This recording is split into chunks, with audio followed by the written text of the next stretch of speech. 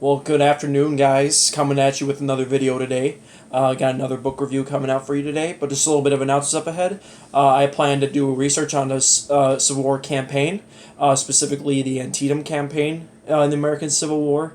That was also the battle that culminated the Battle of Antietam, which was fought on September 17th of 1862. So I plan on doing research for that. I plan to hopefully give you guys a little topic and teach you about that. But instead of doing it like in a whole video, I'll divide it up into parts so that each time you guys see it, you get to understand a little bit more when I split them up in parts. So that'll be coming up. So I plan on reading that. But next book I will read though is about death in the Civil War, called this Republic of Suffering. It talks about how the Civil War changed how we view death, and now that book review will be coming up next. So I'll just let you guys know on that. But today, I'm giving you a little review. This book called Antietam Shadows, Myths and Mechanizations by Dennis Fry. He's a local historian. I was recently at Antietam National Battlefield near Boonesboro, Maryland. I try to say in the southern slang. And I was in a little bookstore that my mother, was a huge fan of Nora Roberts and her books. So I decided, hey, why don't we go down? And I saw this very interesting book, and I thought, looks like a very interesting book. Might as well buy it. And once I bought it and read it, oh my gosh, it kept going and going and going and going and going and going. The writing in there is very humorous. It's very, it's a different style of writing where he makes his point clear and then he moves on to the next subject. And these chapters, I never seen in any book like this before. In this chapters, he makes his point and then he moves on to the next point and then on to the next point and then on to the next point. His name is Dennis Fry. He's a local historian there who his family connections actually are linked to to that area around Antietam and Sharpsburg, Maryland specifically, and he really did a great job with this book. He also did do a lot of myth breaking. He debunked a lot of the myths about the Antietam campaign. If you haven't get a chance, check it out. Check out the campaign. And one of the things he did in there is that it also talks about, and I'll read the little description to you, called the rip-roaring expose that postulates history is the original fake news. In Antietam Shadows, Dennis C. Fry warns us to beware of history. A professional historian himself for the past 40 years, Dennis has evolved from a youthful worshiper of history into a respected skeptic who has devoted his career to challenging historians, especially within the Civil War genre. And this book really doesn't talk about the campaign at all. It talks about human nature and how decisions affected history and how we are creating history when we are on this earth. And he really just talks about that in a really, really concrete way that really made me think. And plus also helped me debunk the myths of the Antietam campaign. Because I remember doing that for my senior thesis. And I already think I broke some of the myths in my thesis, but most of the old-fashioned teaching was still there. And if you could see, if I could read up a chapter here, one of the questions he puts in here, and it's a very critical question, the Antietam campaign, because when you read about the Civil War, everybody's taught that McClellan was in this campaign still cautious, a very insubordinate general, but in this case, it was not, that way. And I'm trying to find a chapter here that talks about that. And basically, what he asks is, and he always puts a quote in the chapters before you read it, so he can give you the little base of what this chapter is going to be about. And so in this chapter, I'll read, chapter 10 is, Did McClellan Outthink Lee? Part 1. And he puts a quote from Walt Whitman, who was a very famous poet during the Civil War. He also was a nurse. He said, "Re-examine all you have been told at school or church or in any book." And when you look at George McClellan, he really is very harshly criticized in this campaign because he's told, you didn't get after Robert E. Lee after the Battle of Antietam, you should have gone in there. But the author debunks those criticisms and actually made me realize too that, oh my gosh, McClellan actually was the first Union general to outthink him in a campaign.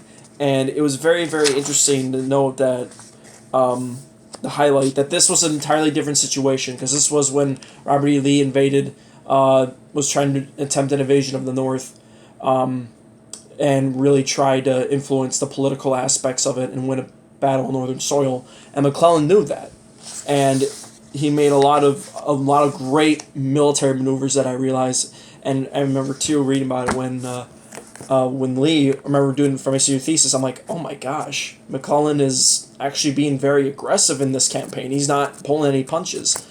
And also was solidified by the discovery of Special Orders 191, which I think is a huge moment in U.S. history, I believe. You know, because people always go to Gettysburg as a defining turning point in the war, where I believe Antietam actually is the turning point of the war. So I believe that's an event in American history that nobody should forget, especially the bloody battle that was fought that day. About 23,000 casualties, 20,000 men and boys were killed, wounded, or missing in the span of 12 hours. And I remember being there, and I just felt so sorrowful when I was there, but it was just so cool to see it. It felt like, I really encourage you guys to look up the pictures of it. They're called the Dead of Antietam, and they're in the exact places that I walked, and it was so eerie being there. And anyways, back to the book. And what he does here, he really encourages you to question everything. He encourages you to look into the sources of basically everything that you've been taught. Like for example, fortune or misfortune. This is one of the chapters, and he goes another quote: "We too often bind ourselves by authorities rather than troops." I mean, men by truth. I didn't say troops there, I meant truth. And it just goes on to how this campaign has just been discussed over the years.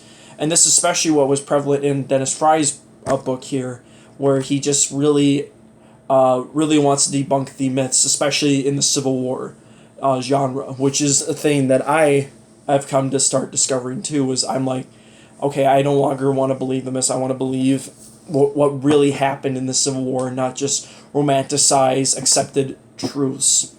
And it's a very, very great book, you guys. I give it 10 out of 10. Dennis Fry, if you ever come across this video, I hope this book becomes a bestseller, because this book really should be out there. And it just talks, it's a really great book. And plus, it makes you, and he writes in a way that makes it relatable, especially, parts where Lee goes, oh no, my whole plan is being screwed up. And then he uses the illustration of people waiting in tarmac at an airport, and how their plans get messed up, and he says now you can relate to him. And he makes it about humanity. He doesn't make it about dates and terms like he does when he argues in his book. He really, really hits home that history is not full of dates. It's not full of memorization of dates, not full of memorization of years or people. He said that is what makes history boring. And that's what he talks about in here too, is that people just don't question history anymore because, they think it's all these terms and dates, when actually we dig down deeper, it's about individual human stories that really just explain everything that is in humanity. We're all human beings. We're sinful. We fall short of the glory of God, as it says in Romans. And, this book really kind of shows that there's a human nature aspect to this campaign and the battle itself. Like, what should I do? Where am I going? What am I going to make it? What's my decision going to be? And plus he also breaks down the myths of the Antietam campaign, breaks the myths of the battle itself. Dennis Fry just breaks down everything, and now it makes me feel more, feel good about myself, because I did the Battle of Antietam for my senior thesis, and I was recently there, so I picked up this book, and now it's just a great book, guys. I encourage you to check it out. It's on Amazon if you want to go check it out. It's right there. I bought this at a local bookstore, but you guys can find it on Amazon. It's out there right now. It's a recent one, just came out. It's his recent book. I also have another book of him called September Suspense, which talks about the country during the 3 weeks before Antietam. And it basically talks about how that country had no idea what was going to happen, especially before Antietam, before that bloody day of slaughter happened. So, I'd just like to thank you guys for watching this video. If you liked it, give it a like. Hit the subscribe button down below. It's my finger there. It's right there. If you want to hit the subscribe button, click the bell notification button so you can get my new videos every day. You guys have a blessed rest of your day. Hope you guys enjoyed this book review. Again, I'll show the book called Antietam Shadows, Myth and Mechanization. It's by Dennis Fry. Just give you a little coverage there. And I will see you guys in my next video. You guys have a blessed day. Have a good one.